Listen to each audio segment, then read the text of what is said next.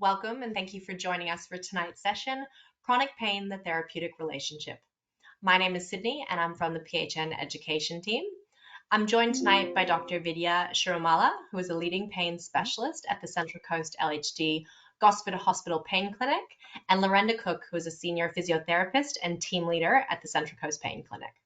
Before we begin, I'd like to acknowledge the traditional custodians of the land that we live and work on. For myself on the Central Coast, that is Darkinjung country, and I'd also like to pay respects to all elders past, present, and emerging. Now, a few things to let you know about this session. It will be recorded and available for you to view in our education library in a few days' time. As attendees, your camera and microphone are automatically disabled. However, if you have any questions throughout the presentation, please pop these through in the question box, which you will find located within your control panel. Now, after the session, an evaluation will come directly to you. We'd appreciate your feedback as it's extremely important because it enables us to provide future education.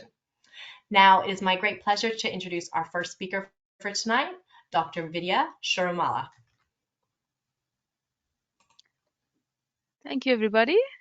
Thank you for joining us today. I'm going to jump straight into it. We're going to be talking about now what's happening here. Yes, this is a chronic pain webinar, and it's a CCLHD Health Initiative, a Health Alliance initiative. I'm Vidya, and we're going to jump straight into it with the acknowledgement of country, which Sydney has already done. I would just like to repeat it quickly. I would like to acknowledge the Aboriginal people, the traditional custodians of the land, and pay respects to our Aboriginal elders, both past and present. CCLHD is committed to closing the gap in health deficiencies in Aboriginal health. The House rules. With freedom of speech comes responsibility to use it meaningfully. So we'll only respond to professional comments, not to any random, baseless comments. Thank you. Now, the key points today that we've been asked to talk about have come from the GP Alliance themselves. Like we did ask them, what exactly do you want us to talk about with regards to chronic pain? And they gave us these points: the confidence to help someone with chronic pain in normal and flared episodes, and mainly how to build that trusting relationship. Develop a recommended structured approach and common language across disciplines, and how to refer to allied health clinicians in community. I'm going to get started with the first one. It's mostly about the building the trust and how to manage them long term and short term. But we're going to focus a bit more on the trust component today. Now, when we talk about communication, trust and communication with patients, the first thing that comes to mind is communication skills. And let me start by saying that I've been to lots of conferences, and initially when you listen, when I used to go as a registrar, I used to find them really quite impressive. Oh wow, I learned this and I learned that. But then as I became a consultant and I started going to conferences, and I found that a lot of information was repetitive. So some of you who are quite senior might find that some of the information given here is repetitive, but it all sort of points towards the central theme. So please stay with me on this.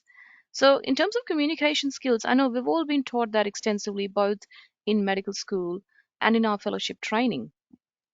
And we've all had to pass lots and lots of exams to get our qualifications. So then, why is building a trusting relationship with a chronic pain patient an issue? That's what we're going to unpack today and see how we can go about it in a meaningful manner. Now, communication style. As part of the various training programs, most of us are pretty good at breaking bad news, end of life discussions, obtaining informed consent for procedures. When it comes down to mundane conversations, they're often well presented in the exam scenario, but under the real world conditions, and especially for you, a waiting room full of patients, the conversation style may change. Again, being aware of it is the key, because you already know what to do about it. Once you're aware of whatever bias you're bringing in, or whatever your emotions are at the time, once you become aware of it, you know what to do to counter them. What do we bring to the table? Before we delve deep into chronic pain patients' perspective and experience as they navigate the health system, let's spare a moment to explore our own thoughts, feelings, emotions, and dare I say, bias and prejudice, if any. All right. So, here in this section, I would like you to think about how you would feel when I give you this scenario. And if you feel comfortable, you can write your thoughts down in the chat section. And Sydney, if you're comfortable, can you read them out for me? All right. I'll get started with the first one. How would you feel if a 20-year-old male university student comes to your clinic with a new diagnosis of leukemia? What are your initial thoughts?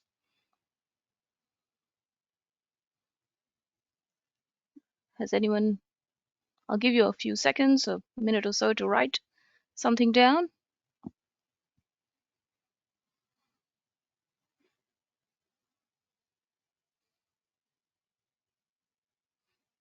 Uh, Sydney, has anyone entered anything yet? No, nothing's come through, Vidya. Okay, all right. I don't. Okay, I'll just give you the. Should I? I'll just give you the second scenario. How would you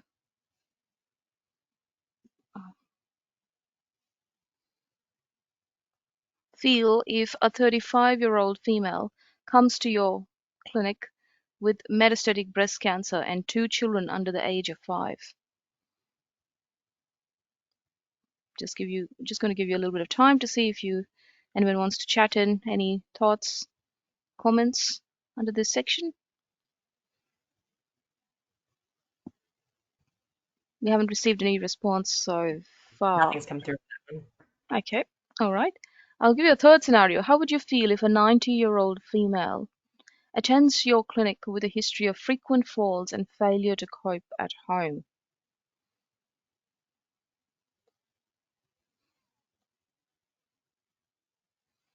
I'd just like to remind the attendees that whatever response you write, if we were to read it out, we're not going to link it to your name. It will be read as an anonymous response. But I'm really trying to gauge how would you feel if one of these people came to your clinic.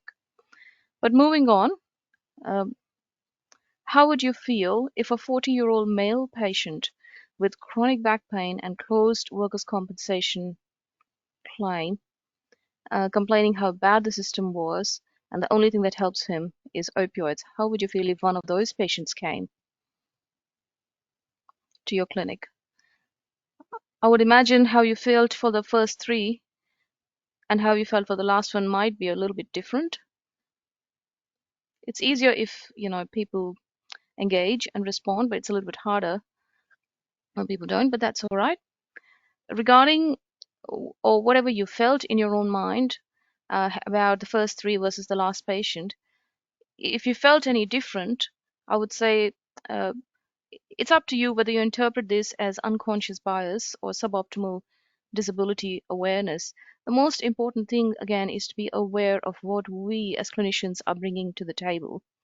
Once that is identified, you already know what to do about it, so you can continue to support your patient. Just a word or two about unconscious bias. Uh, it's implicit bias. It refers to unconscious forms of discrimination and stereotyping based on race, gender, sexuality, ethnicity, ability, age, and so on. It differs from cognitive bias, which is a predictable pattern of mental errors that result in us misperceiving reality and, as a result, deviating away from the most likely way of reaching our goals. Now, there's many different kinds or many different examples of unconscious bias based on gender, beauty, age, based on forming an overall impression based on a single trait, which is the halo horn effect, confirmation bias, seeking information that confirms existing beliefs, attribution bias, conformity bias, affinity bias. So there's a few different ways. Having said that, chronic pain patients are different. You can't see their pain or suffering on scans or anywhere else. It's an experience. In this day and age of patient reported measures, we need a different approach towards patients with chronic pain. And that's what we're going to try and unpack in this session. Some of the key themes to explore. We talked a lot about this amongst ourselves in our weekly multidisciplinary meeting. And given the subtlety of the nuances involved, we have used the patient quotes from this article as a discussion base. The article is titled Frustrated with the Whole System, a qualitative framework analysis of the issues faced by people accessing health services for chronic pain. So the main author, the first author, Hopkins, herself is a PhD candidate, and she is herself a sufferer of chronic pain. But she is obviously academic, and she's published this article. She's tried to capture patients' experience as they negotiate the health system. And as part of this talk, we mainly focused on the patient experience that is in relation to their encounters with their GP. And some of the themes that have been captured in this article that we're going to talk a little bit more about today is the role of GP as a guide or a gatekeeper, and how do patients feel that when they're involved in leading their own pain management. How is it well and truly shared decision making, or is it not? And how can we make it better? In terms of patient experience, one of the quotes that I might start with is, I try not to go to the doctor or use any of the services anymore. I think the medical system has caused me more trauma than it has done good for me. This was one of the quotes that was mentioned in the article. Now, before I go too much into the article, the recruitment method used in this particular study by the author is through Facebook advertising. So she hasn't seen any of the medical notes. What she's done is put up the ad for this study on Facebook, and patients with chronic pain contacted her, and those who met her inclusion criteria were then interviewed for an hour. And based on the content provided by them, she had a few themes, and she used software, NViva software, which is designed for qualitative analysis. And she developed the themes and compared and did some analysis based on that. So the comments that were given here were pretty much given like by patients recruited through Facebook, and there was no reference to any of their clinical notes, and none of the clinicians involved in their care were given a chance to say yes, this was said, or no, no way, this could never have been said. So, but we're really interpreting patient experience to try and inform us how we can build that trusting relationship. So, with that in mind, based on this comment, if we felt amongst ourselves, if everyone spoke the same biopsychosocial approach based language, then patients won't get conflicting reports, which will lead to a clear message and consistent care, which is what we want for patients with chronic pain. Some of them have described their journey as lonesome and solitary. I've given up. The system is very discouraging, and it can feel really lonely and difficult. Why do the patients with chronic pain feel that way, and what can be done about it? Again, based on the same study, you expect GP to be sort of a person who helps coordinate things, and your specialist as the sort who oversees your whole care. The GP has been absolutely fantastic coordinating all the different specialties all over the place to handle everything. I put myself fully in the hands of the medical practitioners. These codes gave us some insight into how the patient perceived and what their perceived expectations were.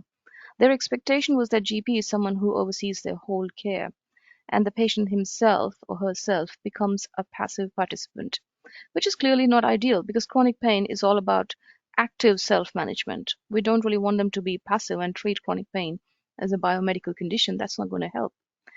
And they have a paternalistic view about a GP. It's great for the patient, but does this place the GP at risk of over-investigating to find that elusive biomedical cause and fix it? That's a concern. In a way, the GPs need to guess exactly what the patient wants for them. And unsure if in the short 6-minute consultation or even in longer than 6 minutes, if the GPs get a clear idea about exactly what the patient expects from them. This begs the question, what is the role of the GP? Does anyone want to respond to that? I'll give you a few seconds. Anyone want to place any comments about the role of GP?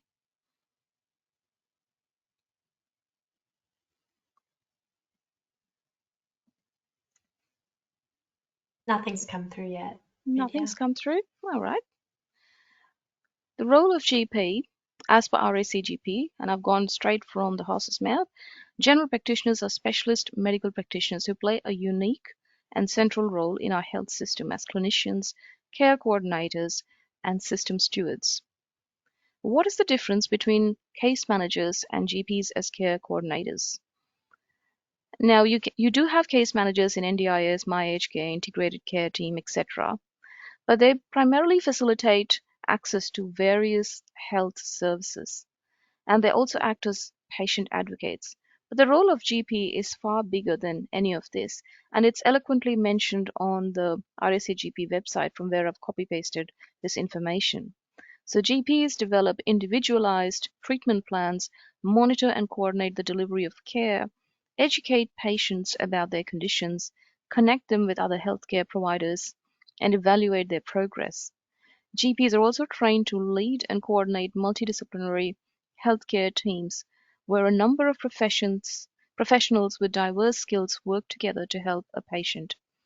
The GP's care coordination role helps ensure continuous, comprehensive, patient-centered, high-quality care, and they also provide advice and support to help the patient understand the system as well as assist in legal matters. So the GP is way bigger than a case manager.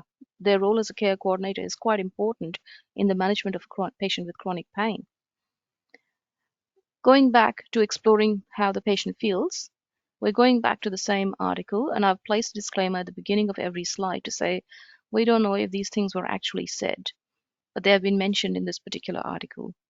I was repetitively complaining about the pain, and I was just getting the response, "Oh well, there's no medical reason why this could be happening.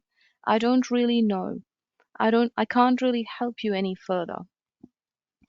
Is the GP being the guide or the gatekeeper here?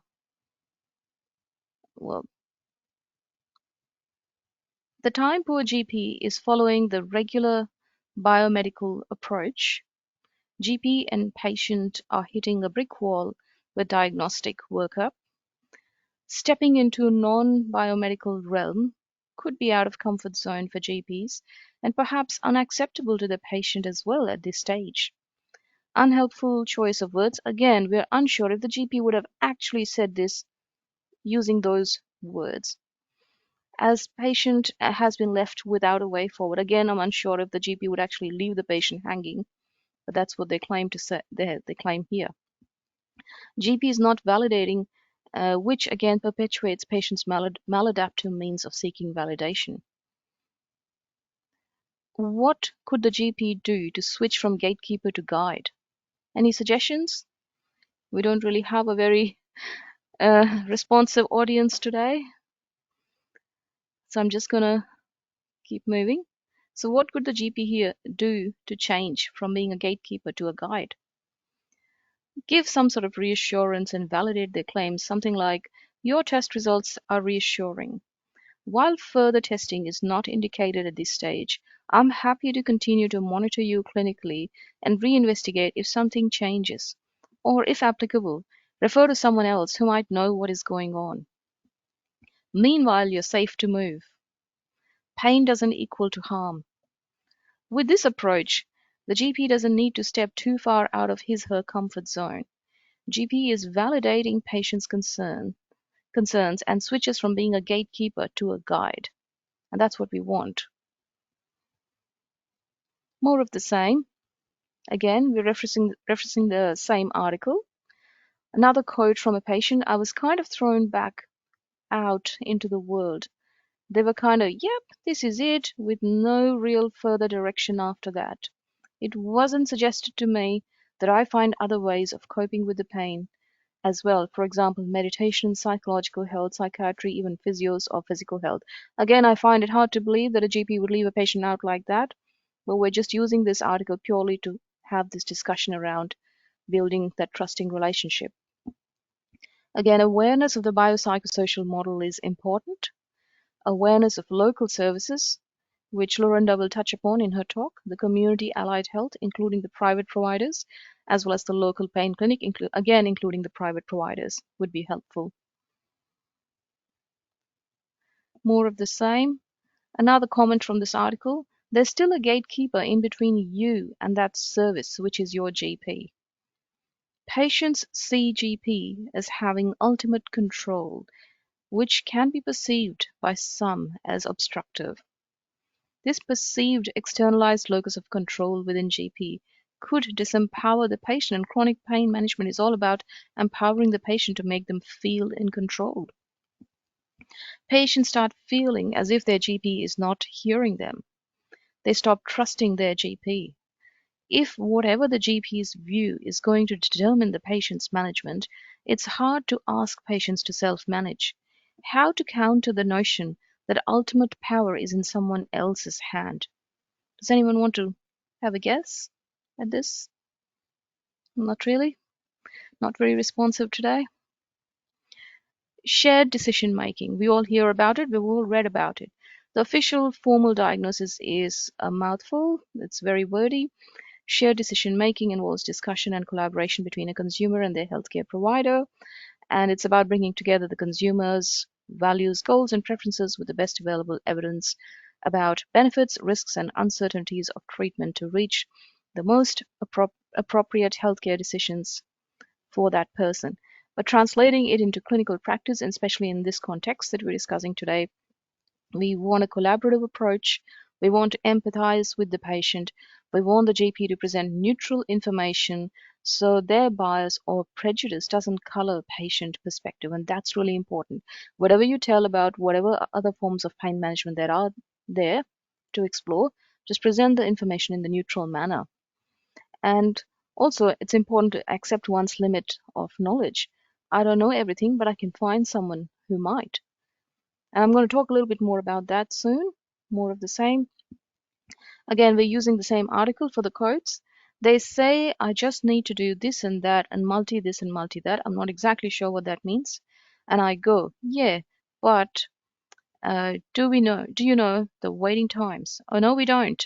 It's all good to say that in theory, but it really, really, believe me, doesn't work the way on the ground. That's the frustration for chronic pain patients when we are told to use all these other modes, but you've got to wait. That's another quote from that same article. Uh, the GPs can't address the waiting times for their local pain clinics. That's pretty much outside their scope. But the GP needs to be aware of some degree of pain management so they can implement some simple pain management plan in the interim because they are expected to manage simple, low complexity cases in the community. There is no set algorithm or protocol or guidelines that I can say, follow these and you'll be fine. But here are some suggestions. If you have a patient with a clear diagnosis, clear biomedical diagnosis, as opposed to somebody who's got chronic pain with no clear biomedical diagnosis. In the patient with a clear biomedical diagnosis, there is something wrong. I can do something about it. That's the approach you're likely to take. But in someone with chronic pain, there is nothing wrong. You can still do something about this. Avoid triggering these patients any further. Validate their concerns instead of brushing them off. Reassure that they are safe to move as their scans and clinical picture don't reveal a cause.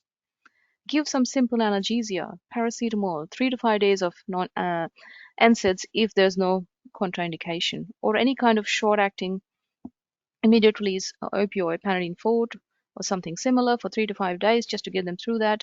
But make sure they don't have any left behind. Make sure you prescribe enough just that it doesn't last beyond the 3 to 5 days. And link the recovery to a functional goal. So in the past, if they could walk 1 kilometer a day, ask them to start walking by 100, 200 meters, 300 meters after 3 or 4 days, and then slowly increase their capacity. Put a positive spin on their projected trajectory. More of the same. Again, another quote from the same study. It's like, okay, let's try this series of nerve blocks. If that doesn't work, we'll go and do epidurals and whatever, but really there's 6 months to 9 months in between drinks there and you just can't get on that appointment.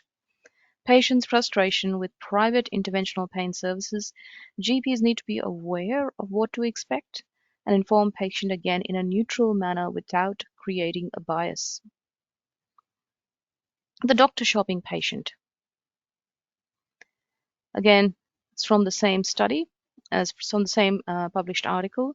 The quote, I thought, stuff this. This is just BS. I'm just going to find a doctor that I can sort this out with. I'd already worked out that if this doctor and this rheumatologist weren't going to work out for me, I was just going to flip them and get a new one and start down that path again. This person is in the driver's seat, not a passenger anymore, but driving dangerously, the unlicensed driver. Doctor shopping, they will be doctor shopping until they find someone who does what they really want. Being a good guide may prevent this from happening, and we'll talk a little bit more about that. Some examples of GP being a good guide. The first 5 sessions, again, this is some of the quotes from the same study. The first 5 sessions were nice to have, but I'd use them in 10 days because I was having a really bad patch and needed some intensive work from the physio. So that left 355 remaining days. So that's the 5 sessions of physiotherapy to the GP care plan.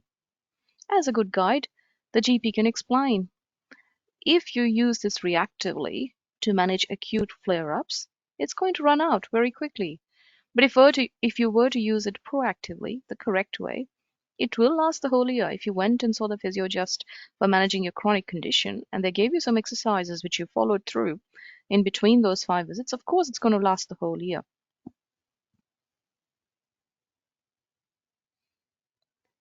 Um, acute pain flare can access general musculo. For acute pain flares, you can access general musculoskeletal physiotherapists through either the hospital outpatients. For those holding pension cards or healthcare cards, I believe, yeah, it's for those, and or community-based private physiotherapists. As a good guide, GP can also explain that 5 sessions will be used up to manage one major pain flare, but it's meant to be for chronic pain management. And whenever you see any physio, get a written sheet of exercises and follow them so you space them out. Go once every 1 to 2 months and use the written sheet in the interim. Some more examples of GP as a good guide. Again, disclaimer, we're getting the quotes from that same article. They often have a ceiling of $500 for physiotherapy, anyways, and then you have to spend that in like 3 visits, so it's gone. It's 1 or 2 weeks of visits, not the whole year. Patient's perspective. What we felt was going and seeing the physio and potentially getting passive treatments makes them feel cared for, and they often need reassurance from time to time that they're safe to move. But again, as a good guide, the GP can advise use your health insurance productively and help people make a sensible and efficient self-management plan. Now, the other theme that came across in that article was leading my own pain management. Again, one of the quotes in this context that I'd like to discuss is if they don't understand, just say, I actually really don't understand your condition, but I know this person does. Who does? So maybe you should talk to this person. Just be open and not go, oh, you know, we're going to try this and we're going to try that and not really have any idea. It's like there's no more suggestions they've offered. Like, I have to do that myself. And when I do bring them in, then there's often that sort of resistance because you're not the expert they are. I'm not sure if any GP would be that agonistic to a patient. I find it hard to believe, honestly. That's why I put in the disclaimer that we don't know if any of these things were actually said by a GP to a patient, but this is what they've used in that article. Again, patients perceive that GPs feel threatened if they come with their own research. Patients perceive that despite being self-informed, confident, and strong self-advocate, the ultimate power or control to support some form of pain management rests with GP. And some more comments along the same line. So we're going to then talk about what can the GP do to counter those kind of perceptions. GPs are not going to really go and try and manage it for you. You've got to take charge yourself. Lack of trust. It's an active approach, but should not be born out of lack of trust. Instead, self-advocacy, I believe, should be based on sound knowledge from valid sources like ACI or other clinicians like your own GP or pain clinics. You get fobbed off until you actually put your foot down, become educated yourself. And what I'm saying here is, to cut a long story short, self-advocacy is the only thing that saved my sanity and got me on track. Great. It's not doctor shopping, but based on sound knowledge. Not great if it's not doctor shopping, but based on real sound knowledge, not Dr. Google. So how to counter such perceptions, unhelpful perceptions? Now, being a pain specialist myself, I see patients with pain in all sorts of all body areas, and I'm not an expert in every part of the body. I have clear idea of what I can and can't achieve through the pain clinic, and I know when I need to refer them on to someone else. Every doctor doesn't have every answer, and often there is no real answer for chronic pain. Patients expect honesty and transparency, some more than others. However, some are quick to form unflattering opinions about their GP and even their specialists' knowledge and skill set. Regardless, don't brush off patients. A good empathetic communication style is paramount. Directly address their key demand at that point in time. What is their agenda? That's the key. What is their main agenda today in this particular session? How reasonable is it? How plausible is it to implement? How can it be supported within the parameters set by evidence-based medicine, by Medicare, and by the rules involving private health insurance? There might be something that you could do on that day which fits on all these criteria and might make the patient feel validated. Moving on to the next point. Develop a recommended structured approach and common language across disciplines for a holistic patient journey. Now, it's all very well and good to say that we want to develop something across all disciplines. Like PHN per se doesn't cover a whole heap of other disciplines. Like in this chronic pain initiative, mainly it's the GPs and us who are working together. The commonest situation is like chronic back pain, for which often patients go for spinal surgery, which like the spinal surgeons are never going to be part of this common language. And so a large component of that is aspirational. Having said that, overall this topic has remained work in progress. It was discussed at length in the workshop we conducted last year, and we had multiple stakeholders, including multiple GPs who came to that workshop, and we all wanted a common language, but it remains work in progress at this stage. But what the common message essentially involves is something like this. Patients presenting with non-specific pain to either the emergency department and in fact those who get admitted, they that are still being worked out by various specialists that have burned their bridges sometimes with GPs because of opioid-related issues, that have had an experience that have experienced a recent personal stressor, that have had a recent fall that jarred their pain side, that have had a recent fall that altered their pre-existing frail biomechanics. They come into ED, sometimes get admitted, and in that admission, often they get a whole heap of scans and tests, and we can, with a fair bit of certainty, rule out any acute emergency, any immediate life-threatening condition. And sometimes they might get similar workup through the GP themselves, and they've sent them for CTs and MRIs and blood tests and works, and they're quite confident in saying that there's nothing imminently harmful. And there, all this kind of workup is quite good at saying that there's no acute pathology. Having ruled out that there is no acute pathology, all of these patients should be encouraged to prehabilitate whilst awaiting the next specialist appointment, the next scan, the next endoscopy, or the next surgery.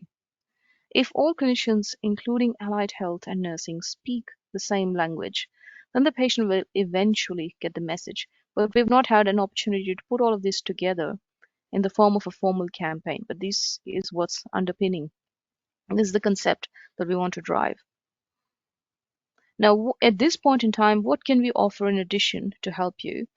If a GP leaves a message with our admin and a direct phone number to call them back, such as the consultation room number in the room in which they're sitting and consulting on the day, or in the next few days, the number where they will be, with the extension number for that room, And when they'll be available on that number, then we can call you back on that number. Or some GPs have done this, that they have left their own personal mobile number, and we never call them after hours. We only call them during working hours, but it's easier to contact someone on their mobile. If we have an easy and direct way to get back to you, we will call you back when we are free.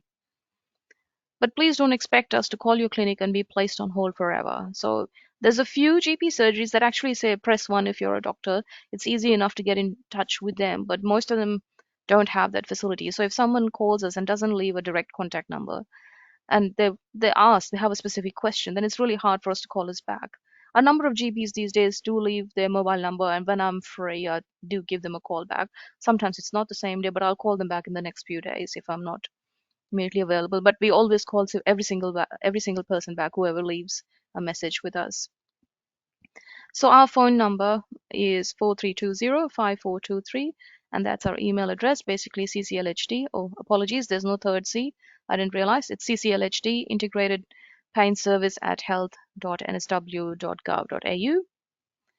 And the final point, how to refer to allied health clinicians in your community. Again, taking another quote from that article, sports physicians, physios, etc., have some experience dealing with people who are in pain or rehabilitation and things like that.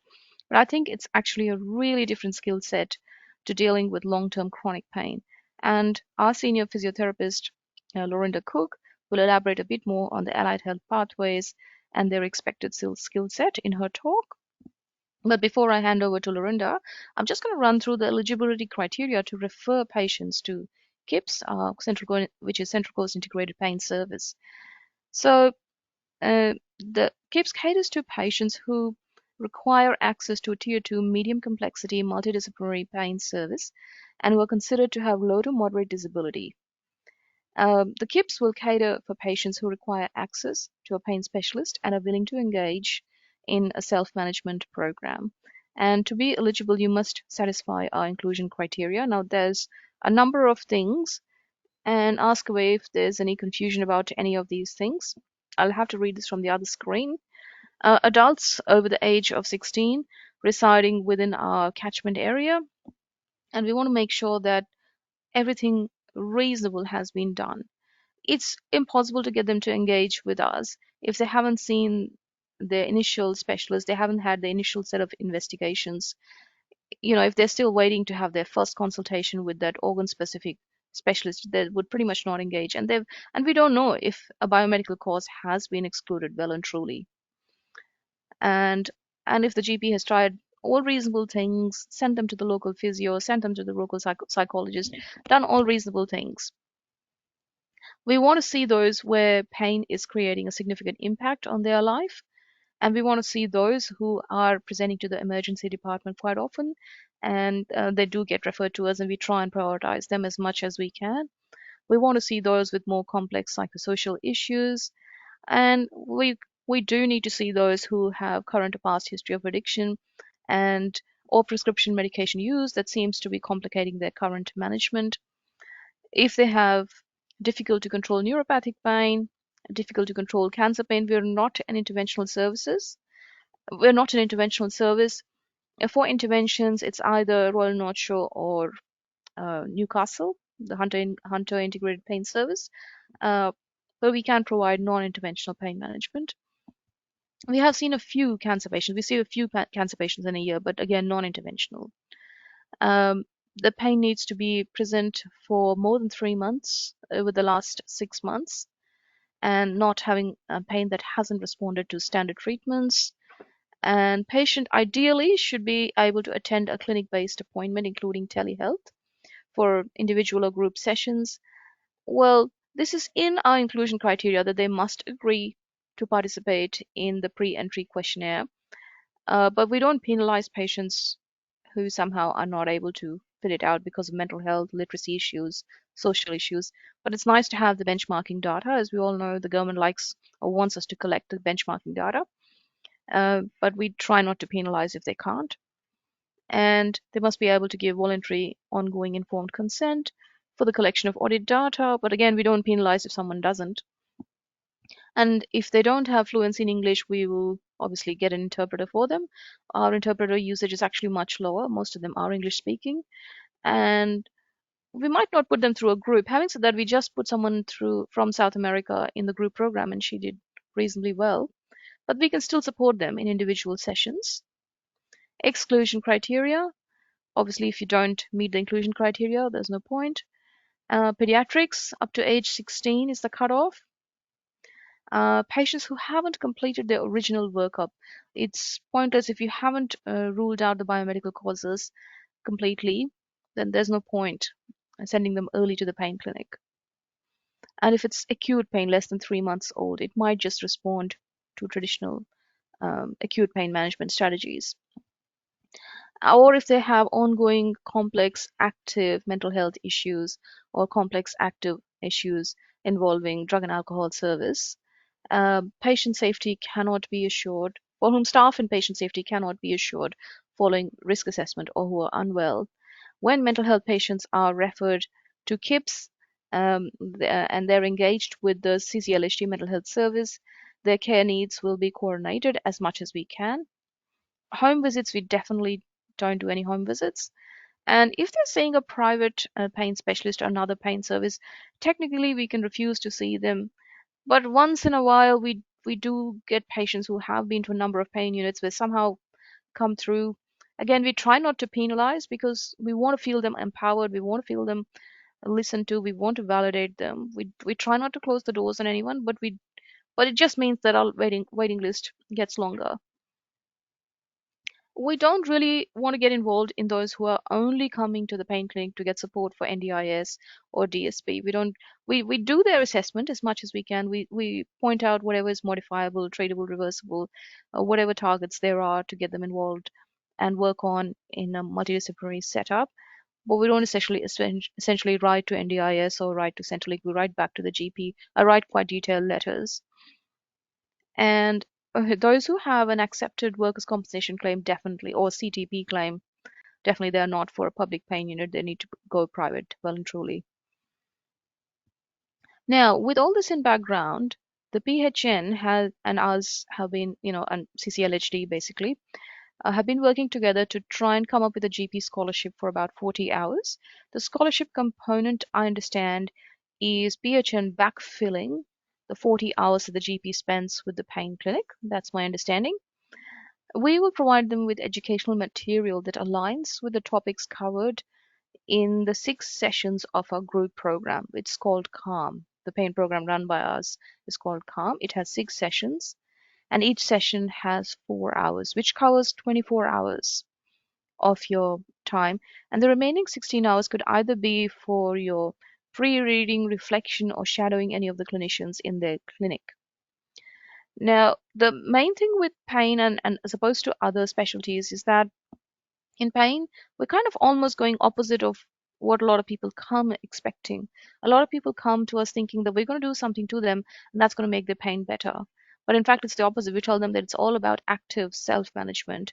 It involves de escalation of medications, it involves getting up and moving, some activity, some physical measures, and some psychological measures, and some educational measures. So it's kind of opposite. So if you went to a cardiologist with ischemic heart disease and they find evidence of unstable angina, they'll put a stent in.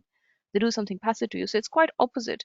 And so the whole reason why we chose the pain program as the cornerstone, the main component of the GP scholarship is that when we run when we run a group program with carefully selected patients, and you see their journey through the 6 weeks of group, you actually see the improvement in them, and it's important for you to actually see it to believe that yes, these things work. That's why we kept that as the main component of the GP scholarship. And the remaining 16 hours, we sort of left it a bit open ended. You can either just go and read the articles that we give you to read, or you can come and sit with one of us. The thing with my assessments is generally that my appointments with patients run anywhere from 60 to 90 minutes. So we thought if we kept that as the main component of GP scholarship, the GPs are going to come back and say to us that we don't have 60 to 90 minutes per patient, so there's no point. And I do send out quite detailed letters to the GPs to say what was discussed in the appointment. So we've left that open, so in case people are interested in sitting and observing, if they're not. And One of the main things that might come out of these kind of scholarships, which I feel like, which I realized upon reflection, upon discussion with the palliative care team who are running something similar, is that whoever goes through something like this, they seem to have a much better understanding of what can and can't be achieved through the pain clinic, and they seem to refer more appropriate patients to the pain clinic. And they don't, like, at the time, at this stage, we still get a lot of patients who have no idea why they're here. They just came there because the GP sent them, and there's nothing that we can do for them through the pain clinic. So it might improve your understanding of what can and can't be achieved, and you might feel more comfortable managing those low equity, simpler cases in the community all by yourself. And the other thing is, we want you to be little bit more active. We don't want to be, we don't want you to become a passive observer, just coming and passively observing clinicians or passively observing the pain group program. Just to make it a bit more interesting, we thought we'd give you a simple case, a simple routine day-to-day case that we want you to think about how you are going to manage this patient just before you attend the calm group session, and then after you attended the calm group session for the day, just to try and see how would you manage the patient now. Has it changed? Has it changed, hopefully for better? And it's an iterative approach. It just involves more discussion, and there's no punitive component. There's no assessments, there's no marking. It's just really to get you thinking, how could you take these and actually include that in your daily practice. Really, that's the whole idea of this exercise. And also we hope that towards the end of your time in with KIPS, you're able to do a short 10 to 15-minute presentation showing or showcasing whatever you've learned in your rotation through KIPS, and what changes will you implement in your practice, and what are you going to tell your colleagues about us. And hopefully something similar you'll be able to present in one of these PHN meetings in future. And we'll try and maybe get you to do a completion survey, if that's all right. And yeah, that's about it. That's what we're thinking at the moment about the GP scholarship. And we're happy to be, again, led by GPs if they want to change it a little bit, if they think this is not good enough, or they want to do it differently. This is what we've thought of at this stage. Um, uh, Acknowledgements for preparing this talk. As I mentioned earlier, we had a lot of discussion amongst ourselves in our MDT meeting as to how to interpret those comments and how best to use that article and those comments as a base to answer the question of how to build a trusting relationship with a chronic pain patient. And our psychologist, Dr. Danielle Sandlik, has provided greatly to some of these comments, because a lot of it was psychological analysis of those comments. Lorinda Cook, who is going to speak to you in a few minutes, she's also contributed to this discussion. Cheryl Newcomb, our nurse specialist, our clinical nurse specialist, she's also contributed, as well as Luke Cook, who's our new physiotherapist. And just a reminder that when we give you the feedback forms, we want genuine professional feedback. We don't want any random comments in that, and we'll only respond to genuine professional feedback. And before I end, the solution to a problem changes the nature of the problem, which is so true for chronic pain. Thank you very much. If you've got any questions, I think we agreed to take them at the end of the session to make sure Lorinda has enough time to present her slides, and then we can discuss the end, if that's all right. Sydney? Yeah, that's perfect. I'll just get it all ready and hand it over to Lorinda. Thank you. Thank you, Vidya. Thank you, Sydney. I am going to run through chronic pain in a primary care setting and where we feel that it fits into liaising and working with the chronic pain team at Central Coast Integrated Pain Service. And of course, my slides are now not working.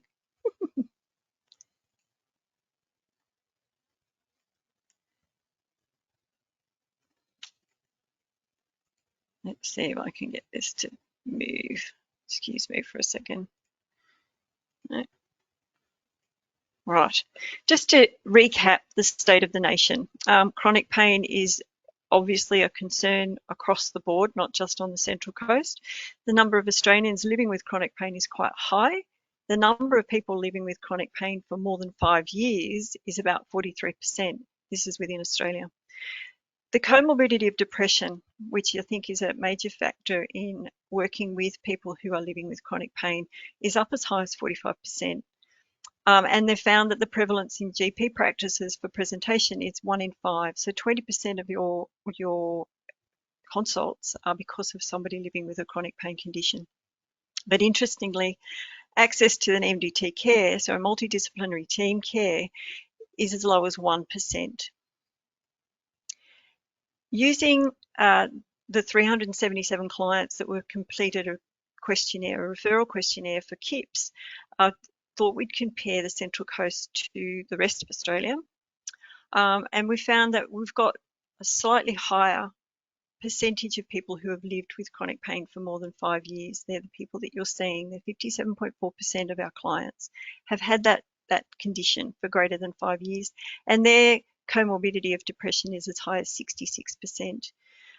We don't have the actual prevalence in GP practices, but when we ask them, they're averaging 1.7 visits to a GP per month. And interestingly, the percentage of our clients using opioids for more than 2 days a week is 54%, compared to the 40% from all data in the collecting services, but still the access to MDT is low. If we continue to use the KIPS clients as representative of the Central Coast population living with ongoing pain conditions, there is a low level of self-efficacy and a high level of catastrophizing in our population when compared to the general population of pain service client groups. There's a very high proportion of clients who report being unable to participate in everyday activities because of the pain. This just reinforces the complexity of living with a chronic pain condition and the type of clients that you are seeing, and then we are then seeing as we continue on. So who can be managed in a primary care practice, and when do you refer and where do you refer? If we think about who can be managed in-house in a primary care setting, the considerations that you might use to develop a management plan are going to include things like your knowledge of the client. You are their GP, you do know your client well. The history of the presenting illness or presenting condition, social history becomes important.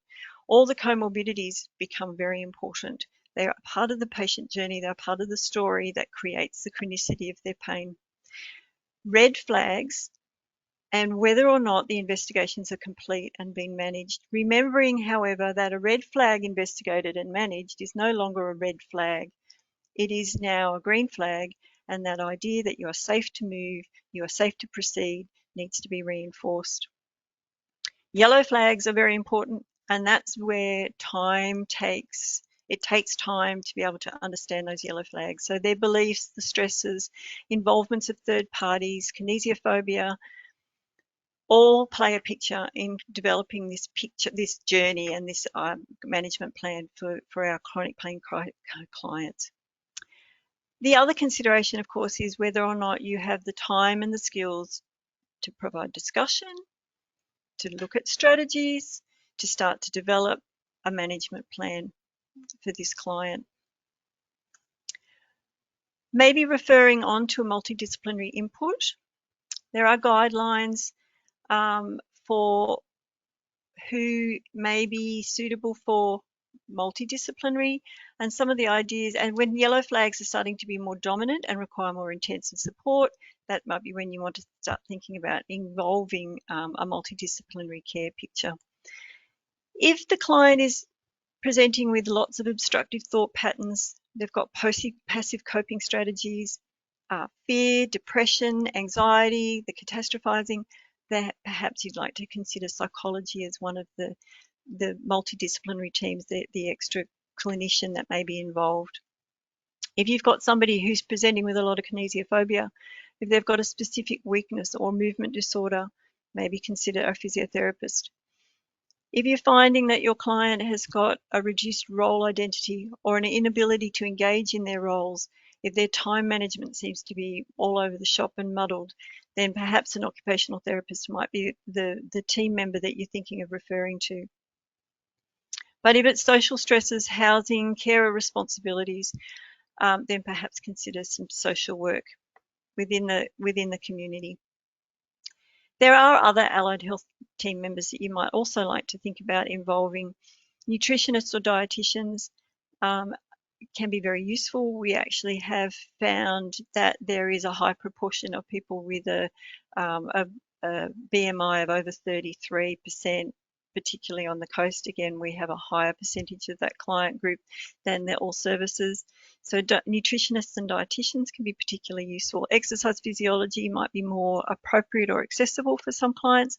Podiatry may be a useful tool to have. And then, of course, the pharmacist can be very useful as well. Knowing where to refer, working in primary care can be very isolated. And so spending a bit of time actually knowing your local services and developing relationships with those services can be very helpful. It takes a little bit of time, it takes a little bit of research to know exactly who your local services are. There are those sites that I've got written up there. There's a Find a Physio, Find a Psychologist, Find an OT websites. And then, of course, your PHN Health Pathways also have listed people who have got particular interests in managing chronic pain. Once you know your local services, developing relationship, developing rapport, understanding what they will feed to you, how you can feed to them, can create that connection, which is we try and get our clients to create connections so that you know where you're going to send somebody off to get that extra help. The ACI, the Agency for Clinical Innovation, have a pain management network, and they have worked on some guidelines to help people decide where to refer and what sort of services might be required. KIPS is the only public pain service on the Central Coast, but there are some private pain services, and they also have some multidisciplinary teams. But the client who presents with a low complexity picture, as described here in this slide, the ACI feel can be managed within a community service team, a primary care team, and using those multidisciplinary connections within those services in the community, that patient can then be managed, they can be, a development plan can be put in place, and the picture can be handled within the community. Understanding KIPS, what KIPS can provide, can certainly be important in deciding where and when to refer. So we do have a pain medicine specialist, Vidya has just spoken, and their role is to help develop a medical management strategy. It might be about reviewing and rationalising the pharmacological intervention. It can be advice regarding interventional strategy. It can be about reinforcement and education regarding the biopsychosocial model of pain management, and reinforcing and reassuring the client that they are safe to move and that broader approach is the best way to go. As Vidya said, we run a low intensity pain management group. It's called our Calm Pain Management Group, and it is 6 weeks worth 1 day a week for about 3.5 hours. And we do cover topics to support active self-management. Active self-management is the gold standard. It's the aim of pain management. And we cover things that are that relate to sleep, nourishing the body, roles of thoughts and emotions. People don't necessarily understand or recognize their own emotions and how that actually fits in with their picture of pain. Movement and graded exposure to activity. We try not to, physiotherapist, I try not to nag on the idea of exercise, but it is about activity, it is about moving, and it's about using your body to engage in life. Mindfulness and relaxation is a big part of what we try and encourage people to practice. And then, of course, that connection to people, to place, and to purpose is really important as well. Again, referring to the ACI's guidelines for low intensity group, it is still a moderate complexity of pain picture when we start looking at pain intensity, interference, and the DAS, their self-efficacy and the catastrophizing. We do work with people who have higher complexity, but we try to make sure that they have a good workup before we pop them into the group, and we try and support them after the group if that's the case needed. Our non-medical clinical sessions will also be available for people, and we try and expand those skills and knowledges on that self-active self-management strategies.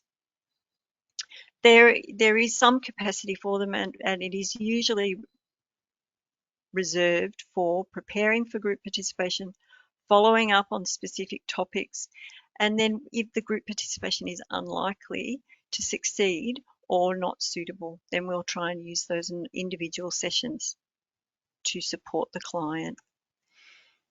KIPS does have some limitations. We are a Tier 2 service.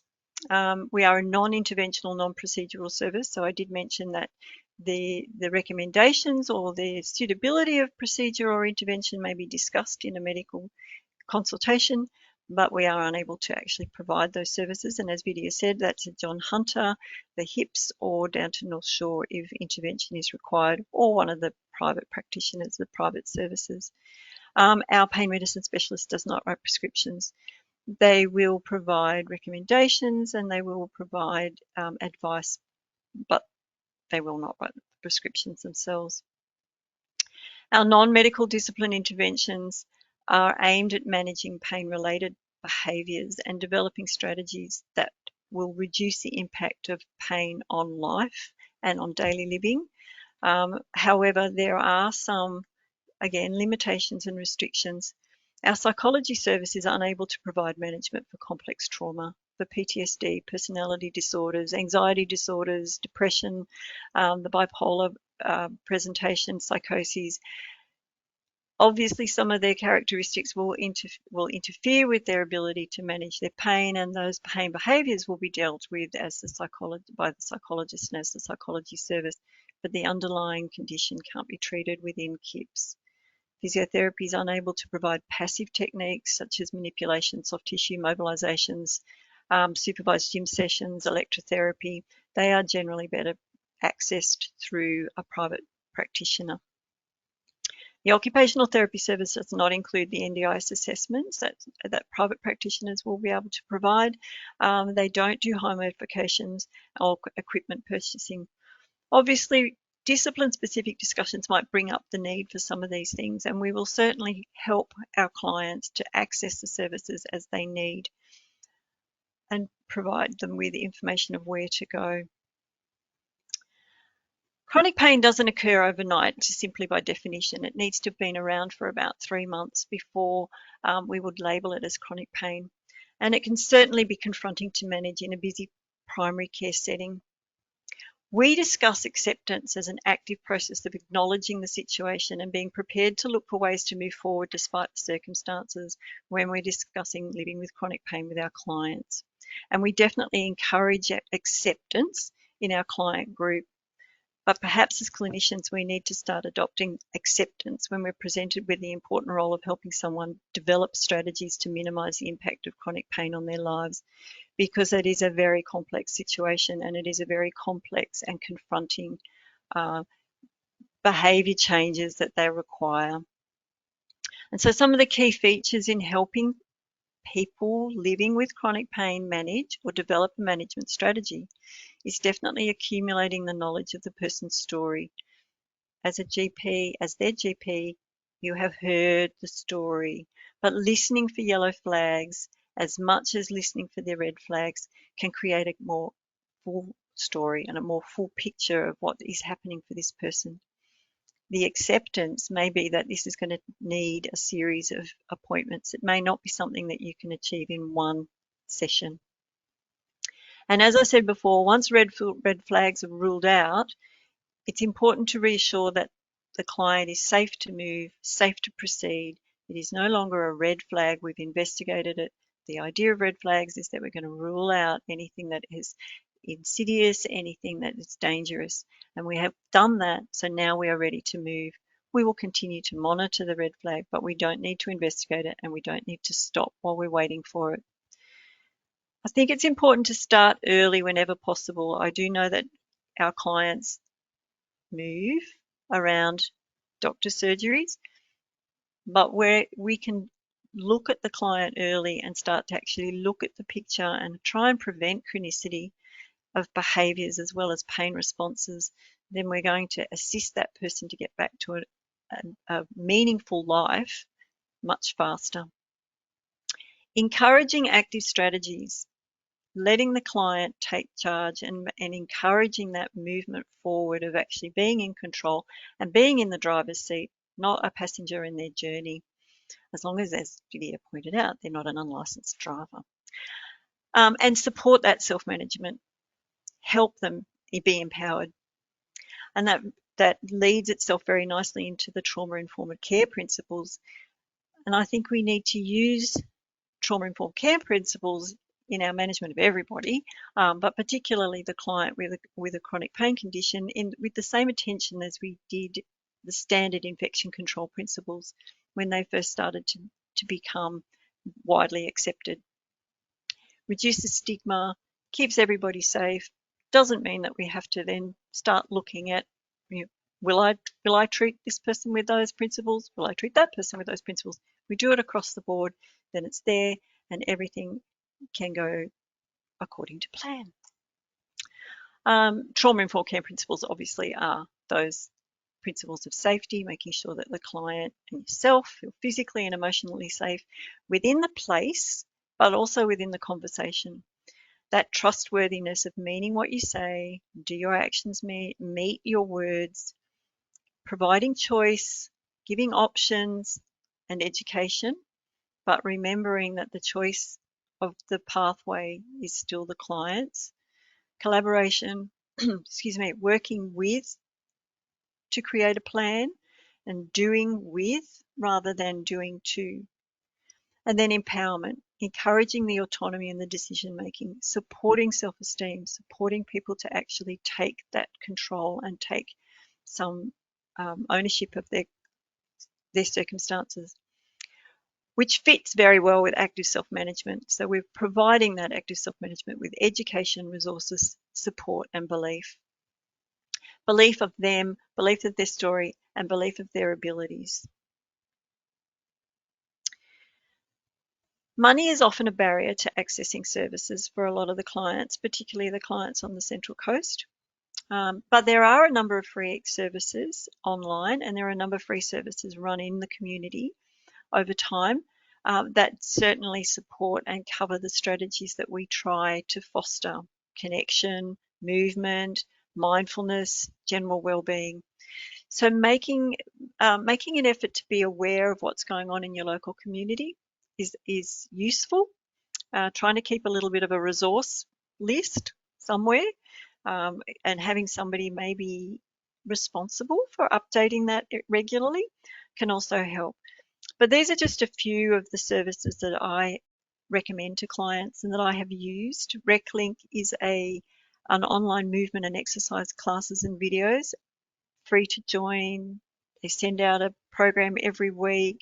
It's got chair yoga, it's got Zumba, it's got Qigong, it's got Tai Chi, it has yoga, it has gentle exercise classes, it has Zumba, it has dance, fit dance or some such movement sessions.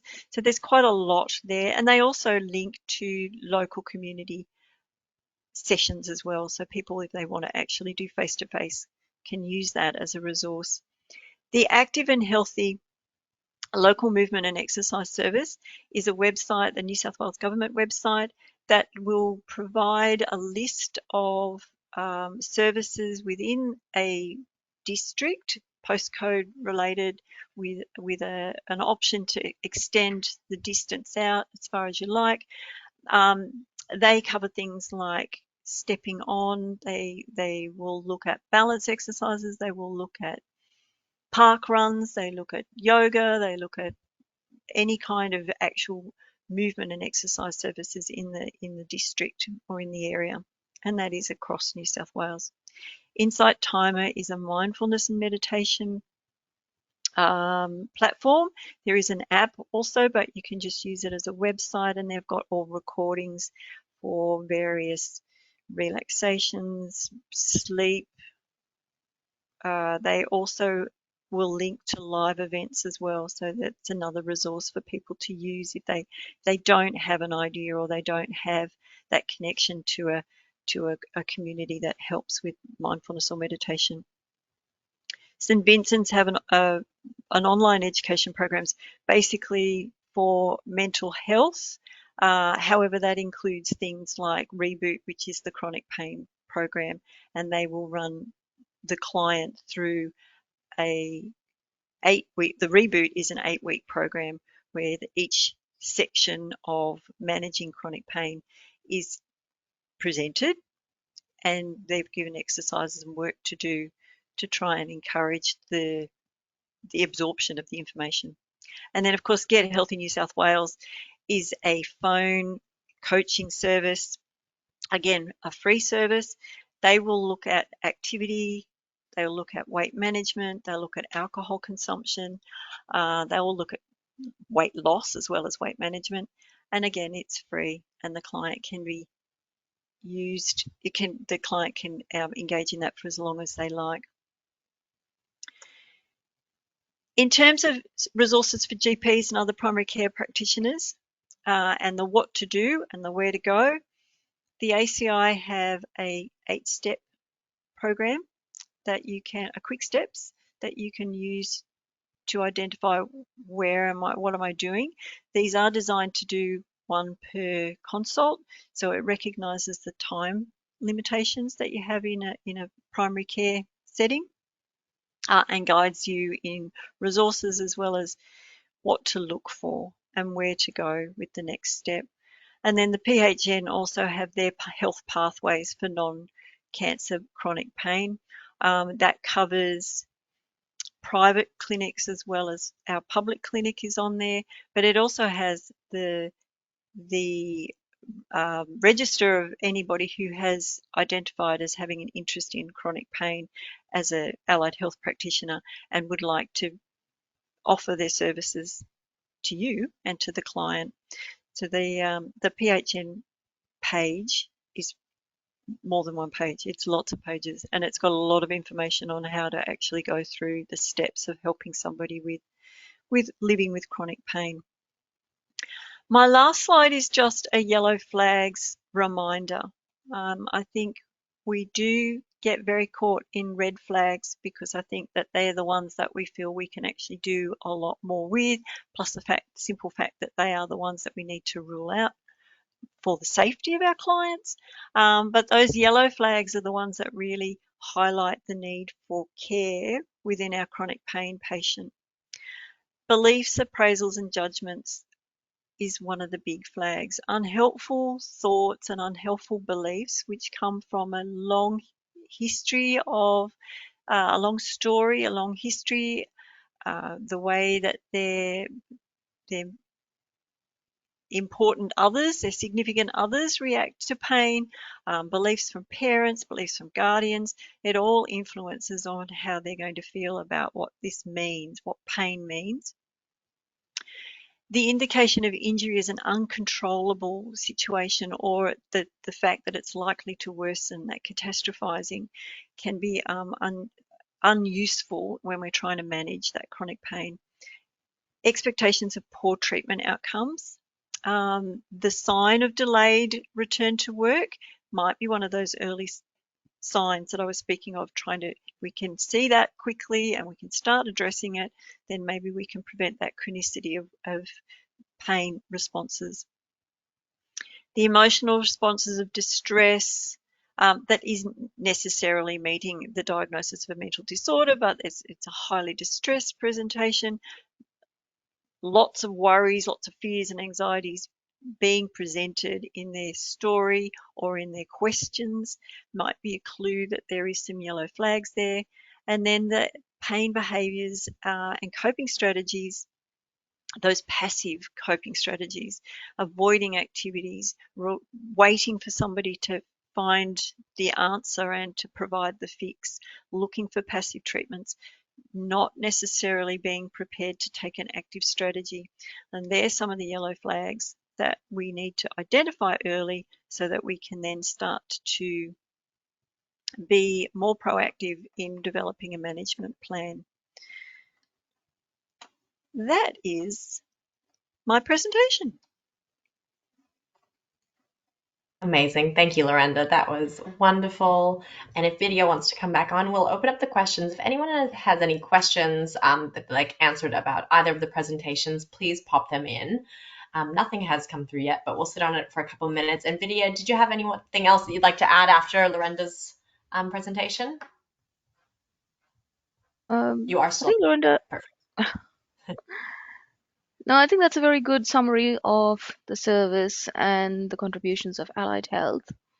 And what I'm hoping is, with all this information that we've provided today, GPs feel more comfortable seeing those patients. It's not a heart sink experience. They're able to manage them with more empathy, and don't and able to validate them, and don't feel the need to brush them off, and be able to deal with this situation when the patient continues to have symptoms and distress, but there's nothing on the scans. Be able to deal with that situation. That's what I'm hoping to get out of today. Yeah, it's a great summary. Well, we will give everyone an early mark. And a reminder, will have the evaluation that will come to you directly at the end of the session. This session is accredited for 1.5 educational activities through RACGP, so we do highly encourage you to fill that in for the learning outcomes aspect for our RACGP guidelines. Now, thank you both again, Lorenda and Dr. Vidya Shramula. I think I got that one wrong that That's time. right. I tried Right. too hard. But thank you everyone for attending, and we will see you at our next session. Thank you. Thank you. Have a good night.